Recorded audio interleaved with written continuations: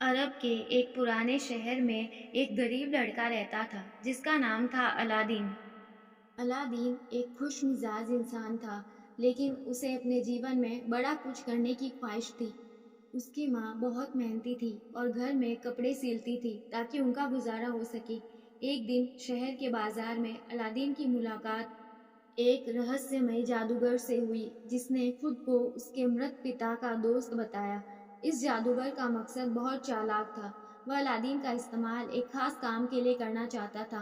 उसने अलादीन से कहा, अगर तुम मेरा एक काम करोगे तो मैं तुम्हें धनवान बना दूंगा। अलादीन ने लालच में आकर जादूगर के साथ जाने का फैसला किया। वे दोनों एक गुफा के द्वार पर पहुंचे, जहां जादूगर ने कुछ मंत्र पढ़े और द्वार खुल गया। गुफा के अंदर अद्भुत खजाने थे, लेकिन जादूगर की नजर एक खास चिराग पर थी। उसने अलादीन से कहा, इस चिराग को उठाओ और मेरे पास लाओ। अलादीन ने चिराग उठाया, लेकिन जैसे ही उसने चिराग को जादूगर को देने की कोशिश की, जादूगर ने गुफा को बंद कर दिया और अलादीन अंदर फंस गया। अलादीन को समझ नहीं आया कि अब क्या करे। अचानक वह चिराग को साफ करने लगा, जिससे धुएं से भरा एक जिन निकल आया। जिन ने कहा, मैं इस चिराग का जिन हूँ, तुम मेरे मालिक हो और जो चाहोगे वो मैं पूरा करूंगा। अलादीन ने तुरंत कहा, मुझे यहाँ से बाहर निकालो। जिन ने उसकी बात मानी और अलादीन को उसके घर वापस ले आया।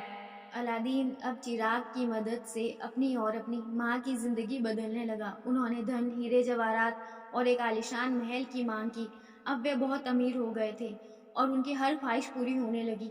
एक दिन अलादीन की नज़र शहर की राजकुमारी बदरुल बदूल पर पड़ी। वह उससे मिलने की चाहत रखने लगा। उसने जिन की मदद से राजकुमारी से भव्य तरीके से मुलाकात की और उसको अपने प्रेम में डाल दिया। राजकुमारी के पिता सुल्तान ने अलादीन के धन, धान्य और वैभव को देखकर दोनों की शादी पक्की कर दी। लेकिन कहानी में अभी भी बहुत से रोचक मोड़ आए। जादूगर जिसने पहले अलादीन को धोखा दिया था, अब वापस आ गया था।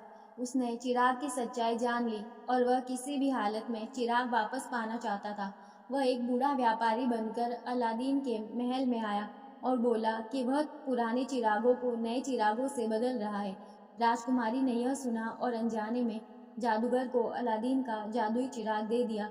जादूगर ने चिराग को पाकर अपने काले मंत्र से जिन को बुलाया और अलादीन का महल समेत राजकुमारी को भी दूर कहीं ले गया।